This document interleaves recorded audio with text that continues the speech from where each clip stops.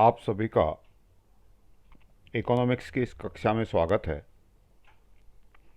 इस चैप्टर में हम कक्षा 11 यूनिट 5 उपभोक्ता संतुलन के विषय में बात करेंगे।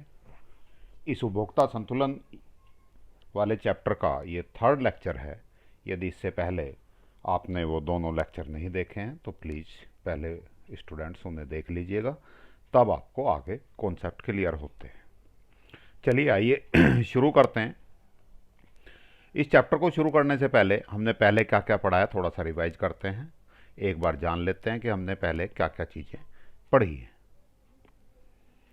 देन इस उपभोक्ता संतुलन और मांग वाले चैप्टर में अभी तक हमने कंज्यूमर्स इक्विलिब्रियम उपभोक्ता संतुलन के बारे में बात करी थी।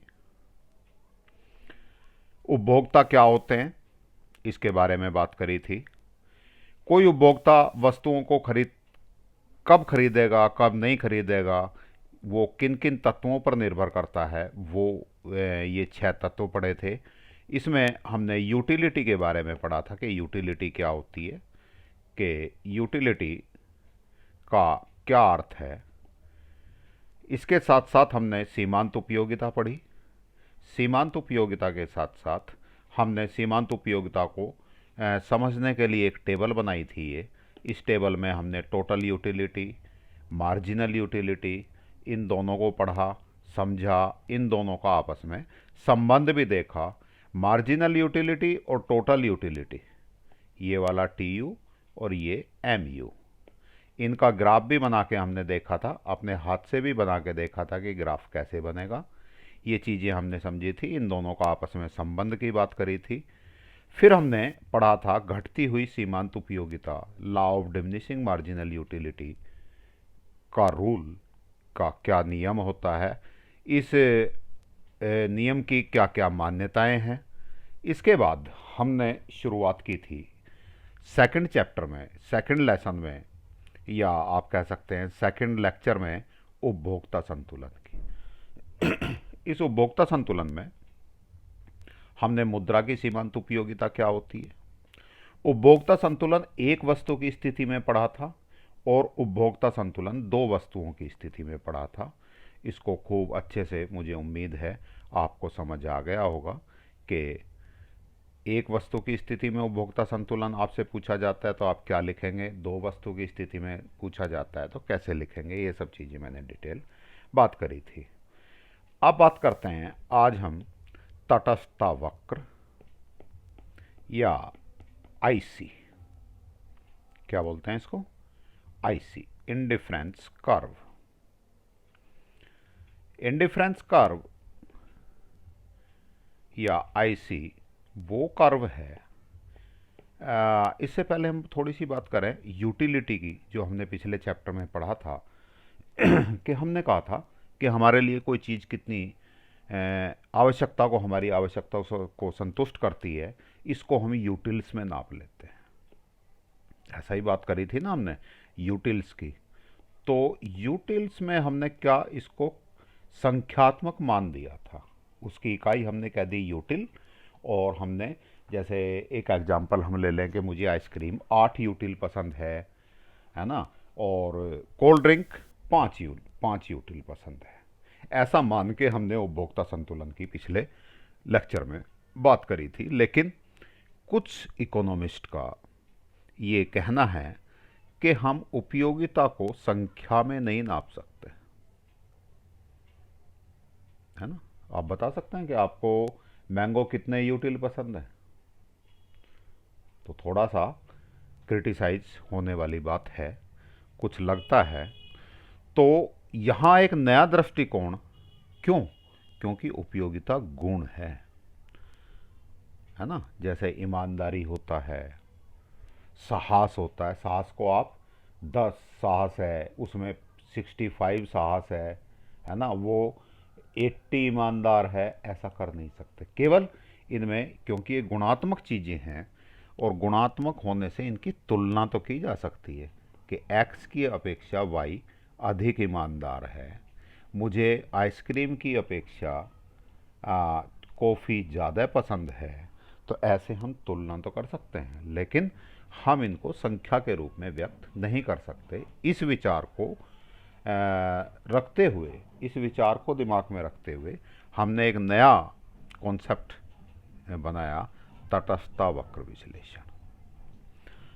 इसकी ज़रूरत क्यों पड़ी, मैंने आपको बता दिया कि हम संख्यात्मक माप संभव नहीं है उपयोगिता का संख्यात्मक मान संभव नहीं है। तो एक नया दृष्टिकोण जिसमें गुणात्मक उपयोगिता के स्थान पर क्रमवाचक उपयोगिता, ऑर्डिनल यूटिलिटी की धारणा को अपनाया गया।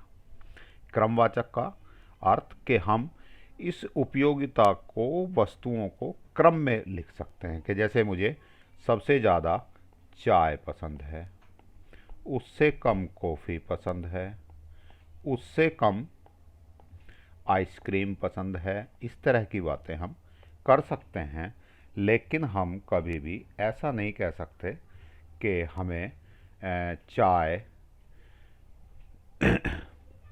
10 यूटिल पसंद है, कॉफ़ी 8 यूटिल। ये हमारी भाषा, इस भाषा में हम बात करते ही नहीं हैं।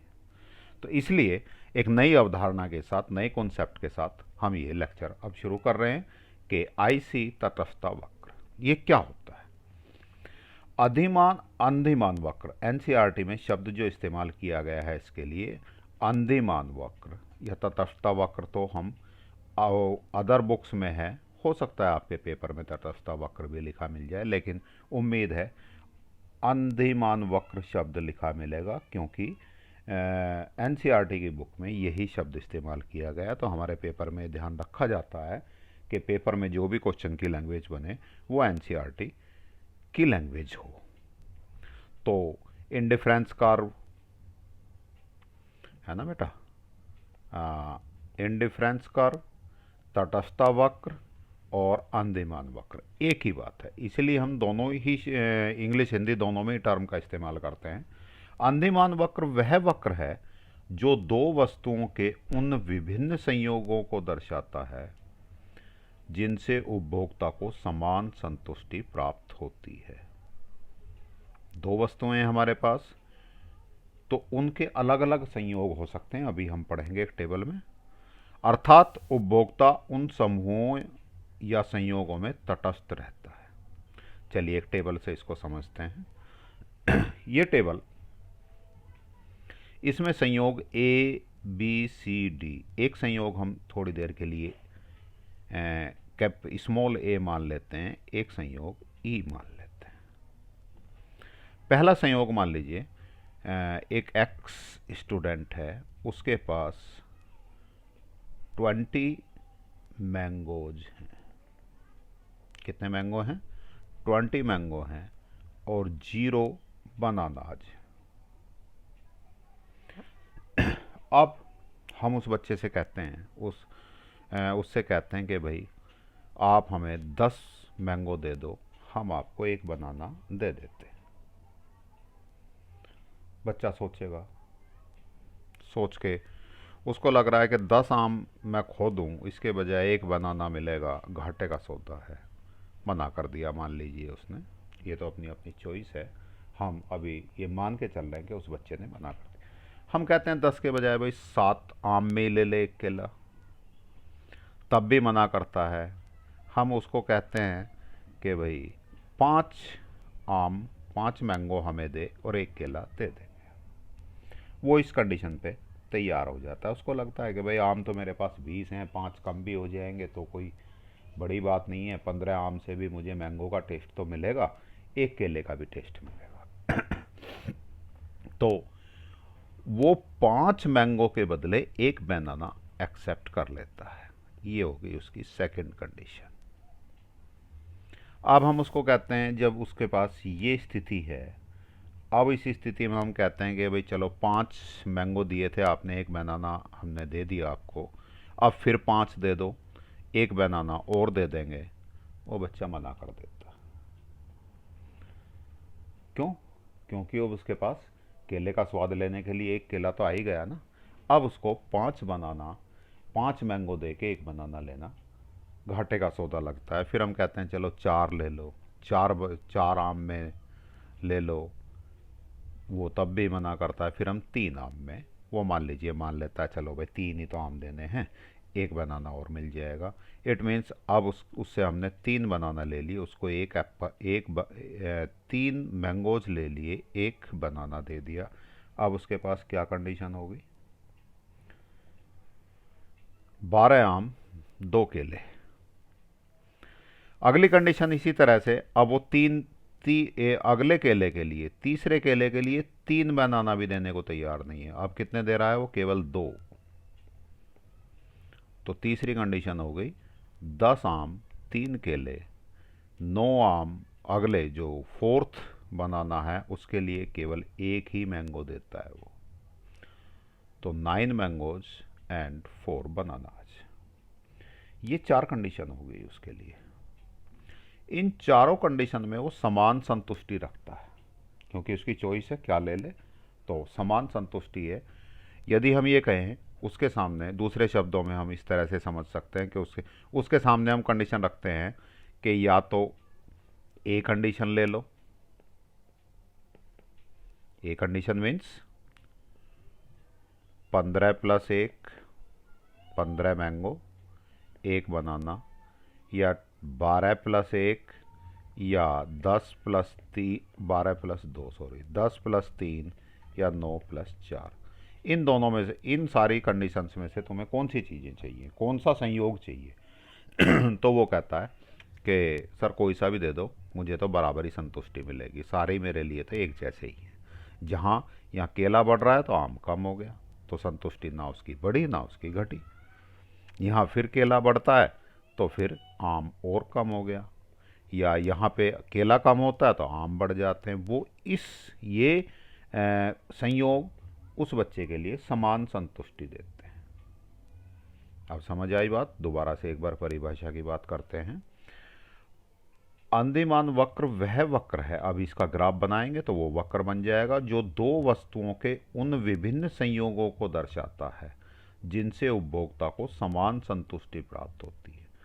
इस x बच्चे के लिए कौन कौन से संयोग हैं वो? 15 1, 12 2, 10 3, 9 4। ये सारे संयोग उसे समान संतुष्टि प्रदान करते हैं। अतः ये अनादिमान वक्र की टेबल बन गई। ये हर बच्चे के लिए अलग अलग हो सकती है। हो सकता है किसी दूसरे बच्चे को केला ज़्यादा पसंद हो, उस कंडीशन में 12 + 1, फिर 10 + 2, इस तरह की कंडीशन आ सकती है। तो ऐसा ज़रूरी नहीं है कि हर एक बच्चे के लिए ऐसी ही कंडीशन हो, सबकी अपनी अपनी पसंद है। अब इसका हम यदि ग्राफ बनाएं, है बेटा जी, इसका हम ग्राफ बनाते हैं तो हमारा ग्राफ कैसा बनेगा? कुछ कुछ इस तरह से, है ना। ग्राफ बनाने की बेटा ये देख के काम नहीं चलता, क्योंकि पेपर में हमें बनाने पड़ते हैं, तो हमें ग्राफ बनाना सीखना पड़ेगा। पहली बार ग्राफ इसका मैं बता देता हूँ आपको। ये क्या ले लिया मैंने? केला, ये आम,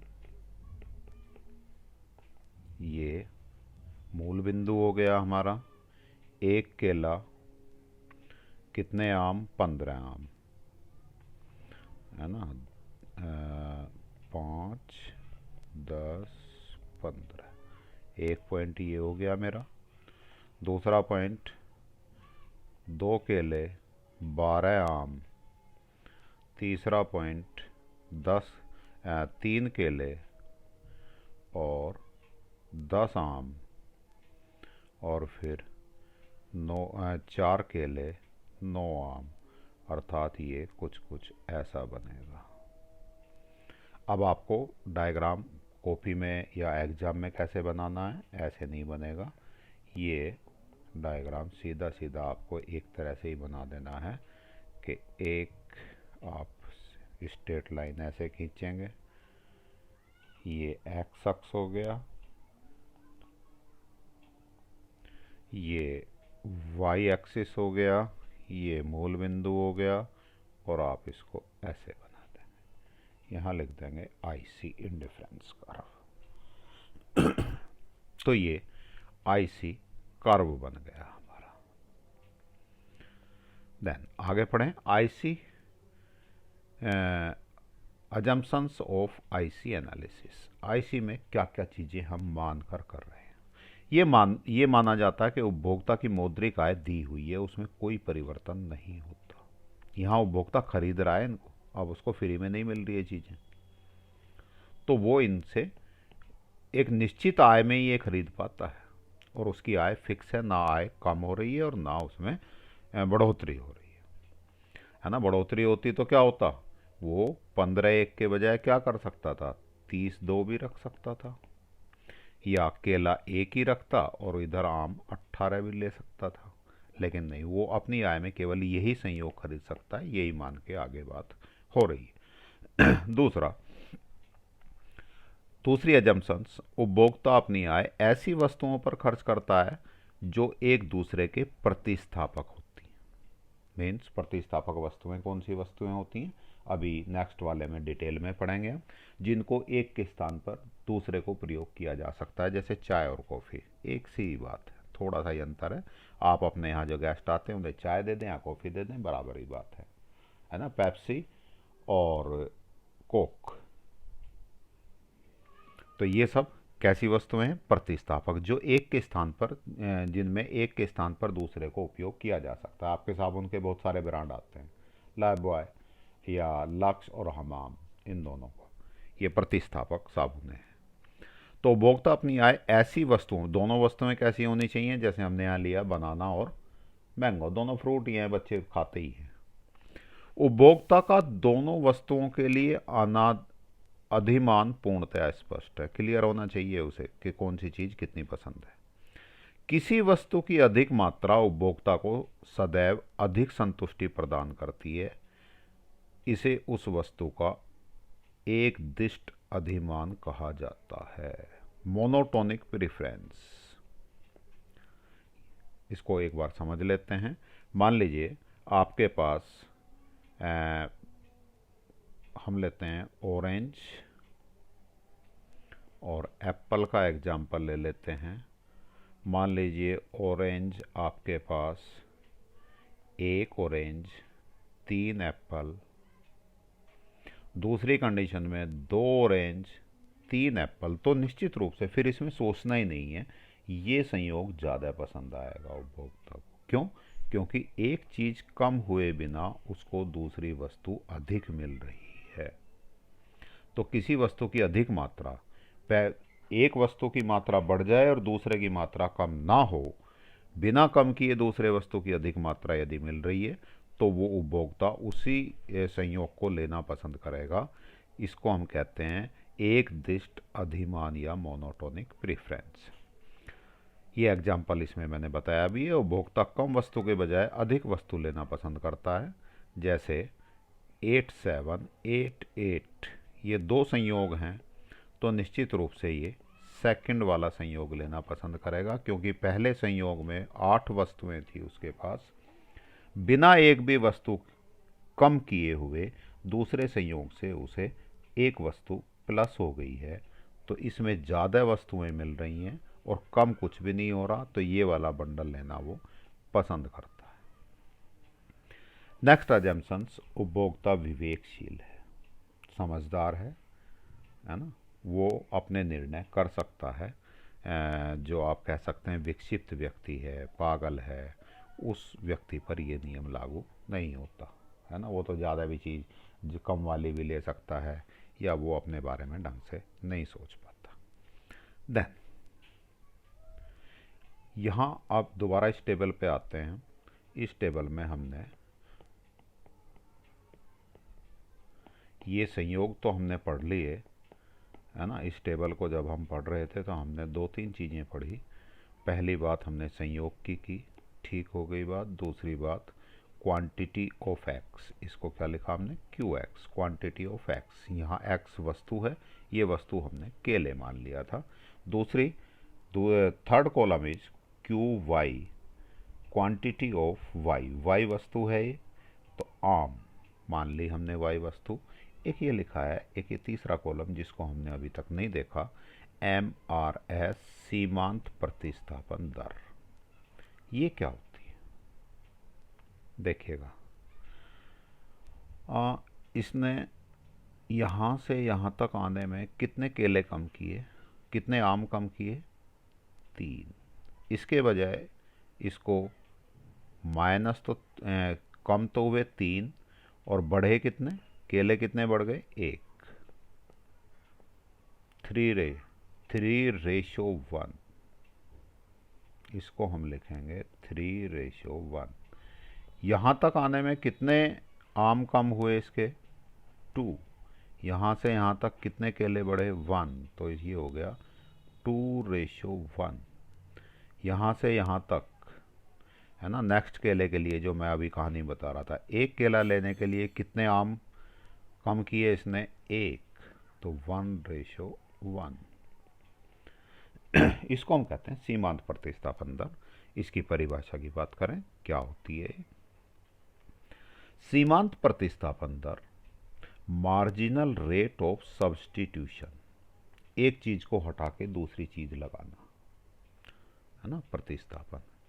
एक चीज के स्थान पे दूसरी चीज रखना। जैसे वहां 3 आम या 5 आम के लिए प्रतिस्थापन, यहाँ हमने क्या किया? 3 आम के लिए 1 केला रखा, अगली बार 2 आम के लिए 1 केला रखा, अगली बार 1 आम के लिए 1 केला बदला। तो इसकी परिभाषा अब पढ़ते हैं। सीमांत प्रतिस्थापन दर से अभिप्राय उस दर से है, वो रेट है जिस पर उपभोक्ता एक वस्तु के स्थान पर अन्य वस्तु का प्रतिस्थापन करने के लिए तैयार है। किस कंडीशन में? जिससे उसका संतुष्टि का स्तर समान बना रहे। दोबारा इस टेबल पे आते हैं। यहाँ इस टेबल में पहले केले के लिए उसने, उपभोक्ता ने इस केले के लिए 1 केला बढ़ाया, इसके लिए कितने आम का त्याग किया? 3 का। तीसरे केले के लिए कितने आम का त्याग किया? 2 का। चौथे केले के लिए केवल 1 आम का त्याग किया उसने। समझ आई अब परिभाषा? के एक बार दोबारा से पढ़ लेते हैं इसको। सीमांत प्रतिस्थापन दर से अभिप्राय उस दर से है जिस पर उपभोक्ता एक वस्तु के स्थान पर, वहां वस्तु कौन सी थी? एक वस्तु के स्थान पर अन्य वस्तु प्रतिस्थापित करने के लिए, एक वस्तु केला, केले के लिए दूसरी वस्तु क्या थी? आम, आम को त्यागने के लिए तैयार है।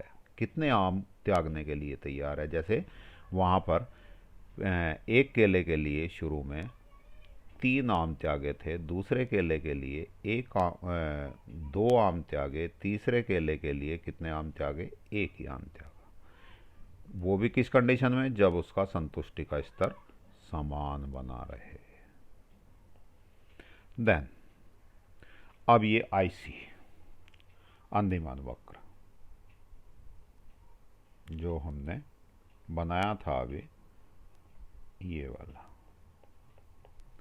यही था ना? ग्राफ बनाते समय आप याद रखिए, ये y, ये x, ये इतनी चीज़ें तो आपको लिखनी है।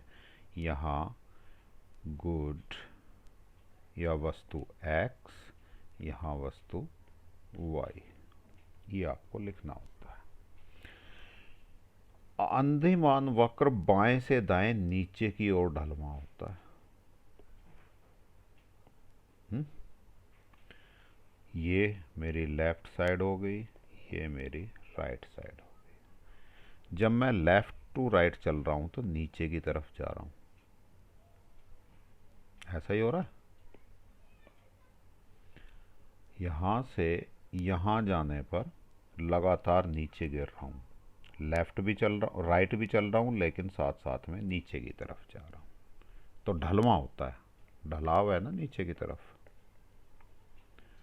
क्यों ऐसा क्यों होता है? क्योंकि उपभोक्ता एक वस्तु के उपभोग में वृद्धि का निर्णय करता है। यहाँ किसके उपभोग में वृद्धि करी थी उसने? केलों की। पहले एक ही केला था, फिर दूसरा केला, तीसरा केला, चौथा केला। जब वो उपभोक्ता एक वस्तु के उपभोग में वृद्धि करता है तो दूसरी वस्तु में उसे कमी करनी ही पड़ेगी, तभी अनादिमान वक्र के विभिन्न बिंदुओं पर संतुष्टि का स्तर समान रहेगा। यदि ये ग्राफ हमारा ढलवां नहीं होता और ये ग्राफ ऐसा होता कि भाई ये मान लीजिए 10, ये 1, ये 2, ये 3, दूसरी वस्तु, पहला कॉम्बिनेशन ये हो गया, दूसरा कॉम्बिनेशन ये हो गया कि इधर 10 और इधर 2, तो ये कितना हो गया 10 और 2, ये कितना हो गया 10 और 1, और ये बिंदु, ये वाला ग्राफ में ये बिंदु कितना हो गया 10 और 3, तब तो निश्चित रूप से वो सी सेलेक्ट करेगा। क्यों? क्योंकि इसमें क्या हुआ कि इसने ये वस्तु तो बढ़ाई है, वाई वस्तु तो बढ़ा ली, लेकिन पहली वस्तु कम नहीं हुई, तो निश्चित रूप से उसे संतुष्टि इसको इससे 10-3 वाले कॉम्बिनेशन से ज़्यादा मिलेगी। क्यों मिलेगी? क्योंकि एक दिष्ट अधिमान या मोनोटोनिक प्रेफरेंस के कारण, जो हमने अभी पढ़ा था, ये वाला पढ़ा था ना, ये मोनोटोनिक प्रेफरेंस, इसके कारण। तो यहाँ मोनोटोनिक प्रेफरेंस नहीं लगाना। क्यों? क्योंकि संतुष्टि का स्तर समान रखना है। तो समान रखने के लिए निश्चित रूप से एक वस्तु बढ़ाएंगे तो दूसरी वस्तु में कमी होनी ही चाहिए। इसलिए अनादिमान वक्र बाएं से दाएं नीचे की ओर ढलवां होता है। ये आपसे पूछ लेते हैं विशेषता बेटा पेपर में।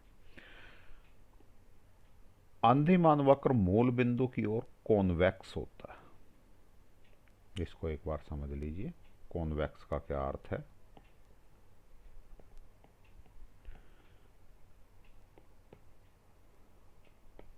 10th में आपने कॉन्वेक्स और कॉनकेव लेंस पढ़े होंगे, पढ़े हैं नहीं? पढ़े होंगे बेटा, है ना? साइंस ज़्यादा पसंद नहीं थी। चलिए, ये है हमारा मूल बिंदु, ओरिजिन। ये हमने बनाया ऐसे। इधर खड़े होके देखें तो ये उभरा हुआ लगता है, बराबर से दबा हुआ और बीच से उभरा हुआ। ये कहलाता है कॉन्वेक्स।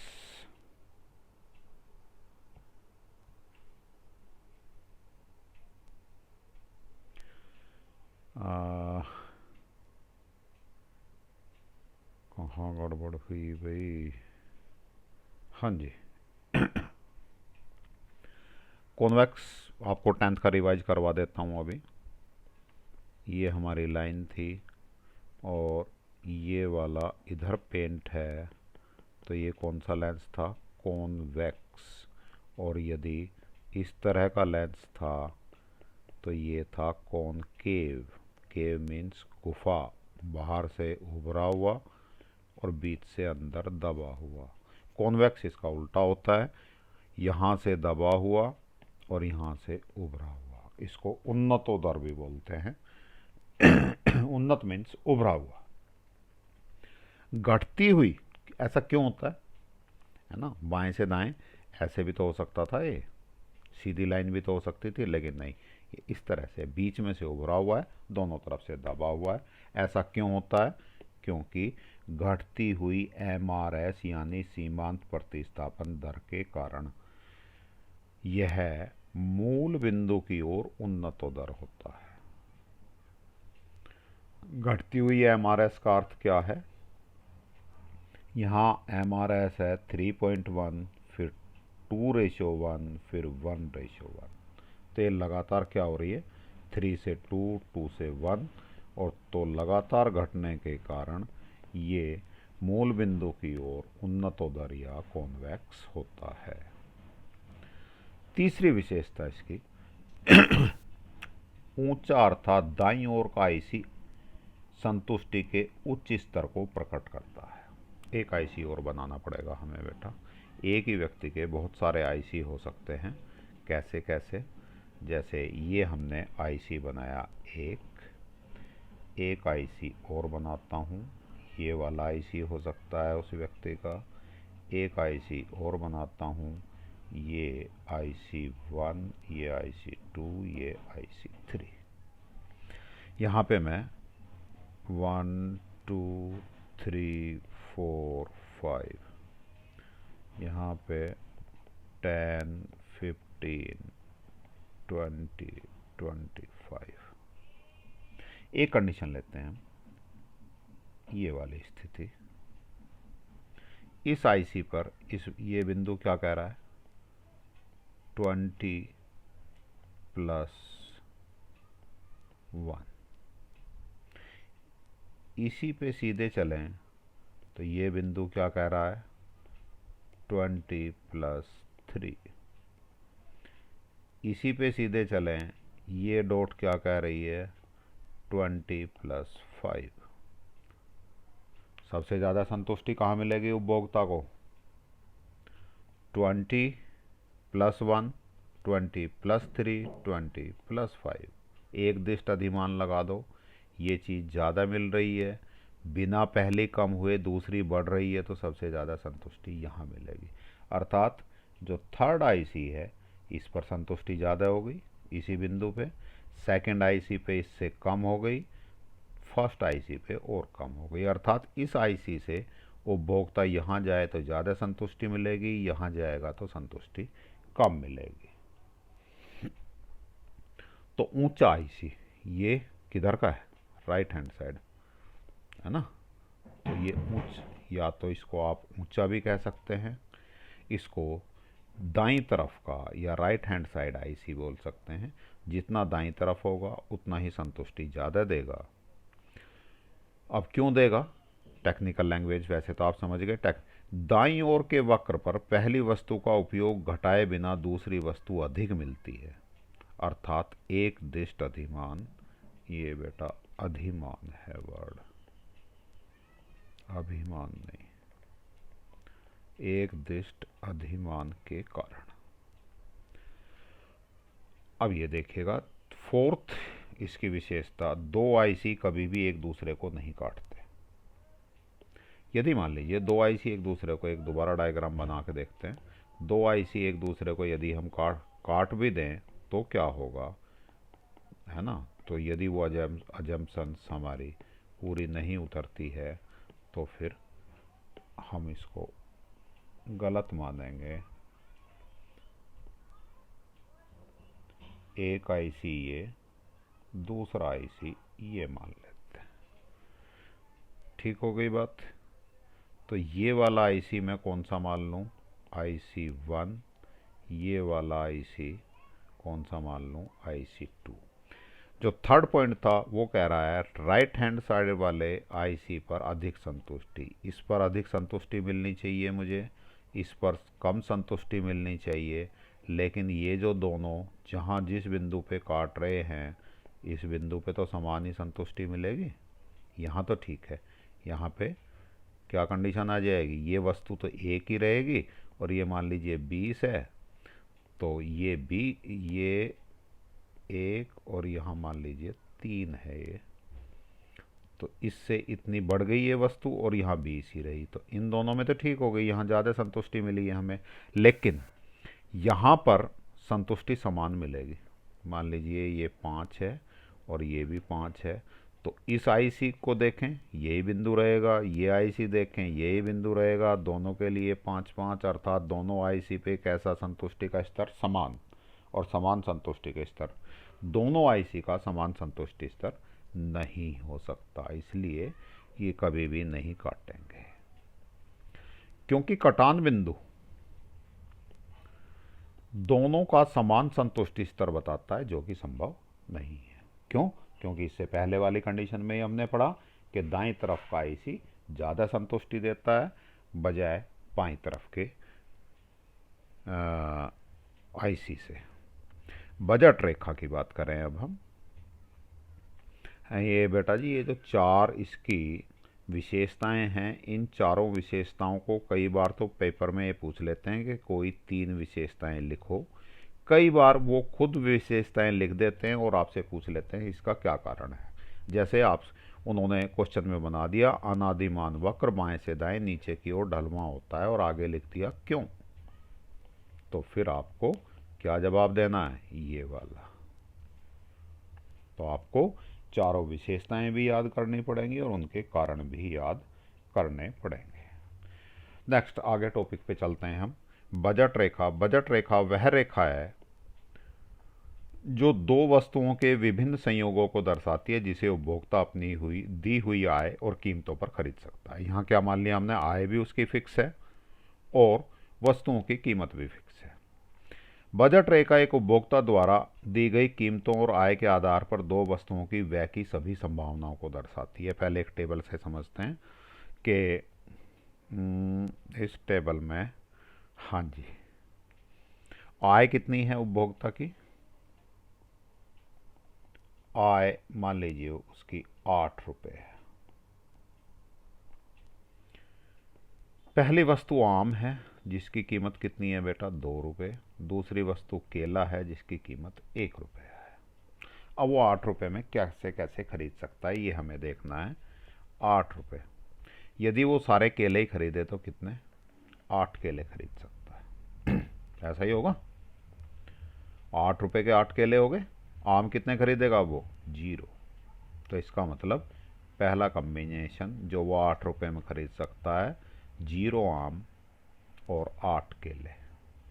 यदि वो एक आम खरीदता है तो 2 रुपये तो यहाँ खर्च हो गए उसके, बाकी कितने रुपए बचे, 6 केले यहाँ खरीद लिए उसने। दूसरा कॉम्बिनेशन। इसी तरह से तीसरा कॉम्बिनेशन, 2 आम खरीदता है तो 4 रुपये खर्च हो गए यहीं पे। कितने रुपए, 8 में से 4 गए, 4 रुपये बचे, 4 से 4 केले खरीद सकता है, ये कॉम्बिनेशन। चौथा कॉम्बिनेशन, नेक्स्ट कॉम्बिनेशन, यदि वो सारे आम ही खरीदता है तो 8 रुपये में कितने आम खरीद पाएगा, 4। अब केला कितना खरीदेगा, 0। समझ आ गई टेबल। इस टेबल से हम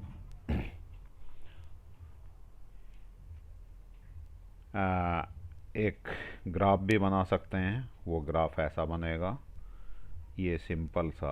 इस ग्राफ को बनाने की मेथड क्या है आपके पास कि ये मान लीजिए x वस्तु थी। x वस्तु कौन सी थी, केला। यहाँ क्या ले लिया हमने, केला। और यहाँ ले लिया आम। क्यों लिया मैंने ये, क्योंकि आम मैक्सिमम कितने खरीद पा रहा है वो, 4। और यहाँ तो आम 4 खरीदे उसने, 4 पे पॉइंट लगा दिया। तब इस कंडीशन में केले कितने खरीद रहा है वो, 0। इधर इस पॉइंट पे केला कितना खरीद पा रहा है वो, 8, लेकिन आम 0। ये वाली कंडीशन। एक ये कंडीशन उठा ली, एक ये कंडीशन उठा ली। इन 2 पॉइंट मिल गए। इन दोनों पॉइंटों को एक सीधी लाइन से हम यदि जोड़ दें तो ये कहलाएगी हमारी बजट लाइन। इसका फॉर्मूला P1 इंटू x1, ये डॉट की जगह आप इंटू मान लीजिए, plus P2 into x2 is equal to Y. Y क्या है यहाँ पर, उसकी आय। P1 पहली वस्तु की कीमत, x1 पहली वस्तु की मात्रा, P2 दूसरी वस्तु की कीमत और x2 दूसरी वस्तु की मात्रा। हम यहाँ कहीं किसी भी कॉम्बिनेशन पे चेक करके देख लें। मान लीजिए इस कॉम्बिनेशन को चेक करते हैं, P1 into x1 plus P2 into x2 is equal to Y. देखो ज़रा, P1 पहली वस्तु, मान लीजिए हम ये वस्तु पहली मान लेते हैं, इस वस्तु को दूसरी मान लेते हैं। तो पहली वस्तु की कीमत कितनी है बेटा, 2 रुपये, गुणा कौन सा कॉम्बिनेशन ले रहे थे हम, ये वाला कॉम्बिनेशन मान लेते हैं। कितनी वस्तु, 2 वस्तु, प्लस P2 की कीमत कितनी है, 1 रुपया। कितनी वस्तु, 4 वस्तु। सोल्व करके देखो बेटा ज़रा इसे, 4 + 4 इज इक्वल टू 8। इधर y कितना था, उपभोक्ता की आय 8 रुपये थी, जो हमने यहाँ पर लिख रखी है। और ये कितना हो गया बेटा, 8 इज इक्वल टू 8। इसका मतलब हमारी कैलकुलेशन ठीक है। तो ये फॉर्मूला क्या बन गया आपका, P1 into x1 plus P2 into x2 is equal to Y. ये कहलाता है बजट रेखा का समीकरण। समझ आई बात। बजट रेखा पर स्थित बिंदु उस संयोजन को दर्शाते हैं जिनकी लागत उपभोक्ता की आय के बराबर होती है। हर एक की लागत। ए संयोग कितना है? 8 0। बी संयोग कितना है? कितने? 6 केले और एक आम। 6 2। ये भी 8 ही रुपये में खरीद सकता है, ये भी 8 ही रुपये में खरीद सकता है वो। सी संयोग कितना? 4 और 2। इन्हें भी 8 रुपये में खरीद सकता है। डी संयोग कितना? 3 और 3। और ये वाला संयोग कितना? 0 और 4। 3 और 3 नहीं बेटा, ये 4 4 और ये 2। ठीक है, ये सारी कीमत कितने आएंगी? 8 ही रुपये में आएंगे। 2, ये कितना बैठेगा भाई? 2 और 3। ठीक है। इसके अंदर इसी ग्राफ को एक बार दोबारा देखते हैं। इस ग्राफ के अंदर कोई बिंदु यदि हम ले लेते हैं, मान लीजिए इस ग्राफ के अंदर हमने एक बिंदु ये ले लिया। क्या है इसका कॉम्बिनेशन? 4 और 1। यहाँ क्या था? केला। और यहाँ क्या था? आम। 4 केले 4 रुपए के, एक आम 2 रुपए का, टोटल 6 रुपए में। तो ये कॉम्बिनेशन कितने रुपए में आ जाएगा? 6 रुपए में खरीद सकता है आराम से। ये कॉम्बिनेशन ले मैं 2 और 1। 2 केले 2 रुपए के, एक आम 2 रुपए का, ये 4 ही रुपए में। इसका मतलब इसके अंदर जितने भी बिंदु बन सकते हैं, कॉम्बिनेशन बन सकते हैं, वो सारे वो अपनी आय से खरीद सकता है। अर्थात ये सारे संयोग, इसके अंदर के जो संयोग हैं, ये सारे संयोग कहलाएंगे प्राप्त संयोग, जिन्हें वो प्राप्त कर सकता है, या संभव संयोग। लेकिन इसके बाहर का कोई बिंदु मैं लूँ, इससे बाहर वाला मान लीजिए एक संयोग मैं बनाता हूँ, ये यहाँ पर ये लिया मैंने इस लाइन से बाहर कोई संयोग। इसके कितने हैं बेटा जी? 6 केले और आम कितने? 3। तो 6 केले 6 रुपए के, 3 आम 6 रुपए के, कितने रुपए के हो गए बेटा? ये 12 रुपए के। खरीद सकता है वो? उसकी आय कितनी है? 8 ही रुपये है। नहीं खरीद सकता। तो इससे बाहर जितने भी संयोग बनेंगे, है ना, ये सारे संयोग कैसे कहलाएंगे? अप्राप्त संयोग। तो अब हम दोबारा से एक बार बात करें, ये लाइन और इस लाइन के अंदर के जितने भी चीज़ें हैं, ये कहलाएगा प्राप्त संयोग, अटेनेबल कॉम्बिनेशन। अर्थात इन्हें कोई उपभोक्ता अपनी आय से प्राप्त कर सकता है। और ये सारे संयोग कैसे कहलाएंगे? अप्राप्त संयोग। देन बजट रेखा में कैसे कैसे परिवर्तन हो सकता है? ये जो बजट रेखा बनी, तो इसमें कैसे परिवर्तन होगा, इसके लिए हम सिंपल सी वस्तु की कीमत के कारण क्या परिवर्तन आ सकते हैं कि वस्तु की कीमत यदि कम हो जाती है या बढ़ जाती है, कीमत में कमी हो रही है, कमी के कारण क्या चेंज आएगा? मान लीजिए एक्स वस्तु सस्ती हो गई, तो पहले हम मान लीजिए इतनी खरीद पाते थे, अब कितनी खरीद पाएंगे? इतनी। तो नई लाइन ये आ जाएगी और बजट रेखा किधर चली जाएगी? दाईं तरफ।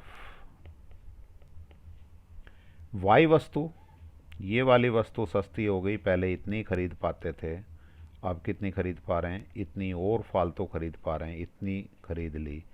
तो बजट रेखा जो पहले ये थी, अब कौन सी हो गई? ये हो गई। तो वाई वस्तु सस्ती हो रही है, तो बजट रेखा ऊपर की ओर खिसक जाएगी। दोनों वस्तु सस्ती हो गई तो ये पहले बजट रेखा थी, ये वाली सस्ती होने के कारण यहाँ के बजाय यहाँ तक, ये वाली सस्ती हो गई तो यहाँ के बजाय यहाँ तक, अर्थात अब की बार नए पॉइंट ये हो गए, पूरी बजट लाइन ही दाईं तरफ खिसक जाएगी। आय में परिवर्तन के कारण क्या होगा बेटा? आय में यदि वृद्धि हो गई,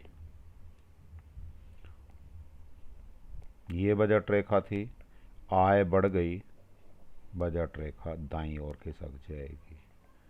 आय कम हो गई, ये बजट लाइन थी, उपभोक्ता की आय घट गई तो नई बजट लाइन बाईं ओर खिसक जाएगी। क्लियर?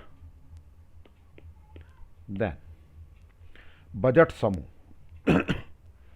बजट समूह एक्स तथा वाई वस्तुओं के उन सभी संयोगों को सम्मिलित करता है जिन पर हुआ वास्तविक व्यय उपभोक्ता की दी हुई आय के बराबर अथवा उससे कम होता है। अर्थात ये जो फिगर हमने ली थी, इसके इस लाइन वाले संयोग भी और इस लाइन के अंदर वाले संयोग भी, ये सारे संयोग भी, ये सारा हम शामिल कर लें तो ये कहलाता है बजट समूह। और बजट रेखा केवल ये ही लाइन सम्मिलित करेंगे। तो बजट समूह क्या हो गया कि एक्स तथा वाई वस्तु के उन सभी संयोगों को सम्मिलित करता है जिन पर वास्तविक व्यय उपभोक्ता की दी हुई आय के बराबर अथवा उससे कम होता है। ये बजट समूह का, बजट सेट की इक्वेशन है। सेम वही बजट लाइन वाली इक्वेशन है, बस बजट लाइन में यहाँ क्या था? बराबर था, यहाँ लेस देन और इक्वल टू, अर्थात इनकी कीमत उपभोक्ता की आय से या तो कम हो या इसके बराबर हो। अर्थात ये जो हमारी बजट लाइन थी, बजट लाइन के सारी संयोग भी इसमें शामिल हो गए और इसके अंदर के ये संयोग भी सारे इसमें शामिल हो गए। देन अब इसकी हम संतुलन की बात करें कि अंदिमान वक्र विश्लेषण की सहायता से हम संतुलन कैसे प्राप्त करते हैं। तो अंदिमान वक्र विश्लेषण के अनुसार उपभोक्ता के संतुलन की दो शर्तें निम्नलिखित हैं। प्रतिस्थापन दर दोनों वस्तुओं की कीमतों के अनुपात के बराबर होनी चाहिए। MRS इज इक्वल टू, इसको आप ऐसे लिखेंगे, marginal rate of substitution XY is equal to PX upon PY। दोनों वस्तुओं की कीमतों का जो अनुपात है उसके बराबर सब्सटीट्यूशन रेट होनी चाहिए, पहली कंडीशन। अब यदि बराबर नहीं है, जैसे पहले लिख रहे थे हम उस वाले संतुलन, उपभोक्ता संतुलन में भी ऐसे ही लगते, यदि MRS XY is greater than, कैसी है? ज़्यादा है, तो इसका अर्थ है उपभोक्ता X वस्तु की बाजार में जो कीमत है उससे अधिक देने को तैयार है। इसका मतलब X वस्तु उसको सस्ती लग रही है, उसे पसंद ज़्यादा है, उसकी उपयोगिता उसके लिए ज़्यादा है, लेकिन कीमत कम है। तो इससे क्या होगा? उपभोक्ता X वस्तु की अधिक मात्रा खरीदेगा, जिससे X की सीमांत उपयोगिता घटती जाएगी। ये संख्या कम होते, ये सीमांत उपयोगिता घटती जाएगी, तब X की MRS घटने लगेगी। इसकी जो X वस्तु है इसकी MRS घटनी शुरू हो जाएगी और ये प्रक्रिया तब तक जारी रहेगी जब तक ये दोनों बराबर ना हो जाएं। तो इसका अर्थ सीधा सा ये हुआ बेटा जी, यदि MRS बड़ी है तो क्या वस्तु खरीदेगा? वो X ज़्यादा खरीदेगा। इसकी उल्टी कंडीशन में यदि MRS XY छोटी है तब कौन सी वस्तु ज़्यादा खरीदेगा? वो X कम खरीदेगा, Y ज़्यादा खरीदेगा। बस इतना ही है, दोनों का एक्सप्लेनेशन सेम है। फिर X वस्तु की बाजार में जो कीमत है उससे कम देने को तैयार है। यहाँ कैसी कीमत दे रहा था? वो ज़्यादा कीमत, अधिक कीमत देने को तैयार है। अतः X वस्तु कम खरीदेगा। यदि MRS कम है तो X कम खरीदेगा, MRS ज़्यादा है तो X को ज़्यादा खरीदेगा, तथा Y की अधिक मात्रा खरीदेगा। इससे X की सीमांत उपयोगिता बढ़ेगी। जब X कम खरीद रहा है तो उसकी सीमांत उपयोगिता ऑटोमेटिक बढ़ेगी। पिछले वाले लेक्चर्स में हमने पढ़ा भी है, जो वस्तु जितनी कम खरीद, जैसे जैसे वस्तु की अधिक मात्रा का उपभोग करेंगे सीमांत उपयोगिता घटती जाती है। यह प्रक्रिया तब तक जारी रहेगी जब तक M R S is equal to P X upon P Y ना हो जाए। ये पहली कंडीशन हो गई बेटा जी। उपभोक्ता संतुलन की कौन सी दृष्टि से है ये? अंदिमान वक्र विश्लेषण की सहायता से उपभोक्ता संतुलन। दो तरह से उपभोक्ता संतुलन पढ़ा हमने एक अंदिमान वक्र विश्लेषण की सहायता से, और इससे पहले हमने एक उपभोक्ता संतुलन कौन सा पढ़ा था?